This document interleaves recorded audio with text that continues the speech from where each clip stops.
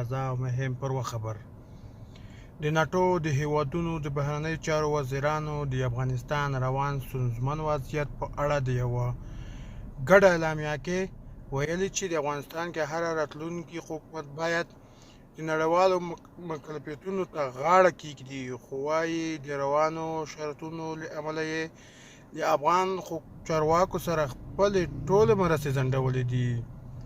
نور زیات زموږ په راپور کې واورئ. ګرانو قدرمنو اورېدونکو، ښه راغلاست افغان میډیا ته. تاسو کولی شئ زموږ د افغان میډیا څخه نړۍ تازه او مهم پر خبرونه واورئ. تاسو کولی شئ زموږ د یوټیوب چینل د سره سبسکرایب کړئ او نورو ملګرو سره هم شریک کړئ.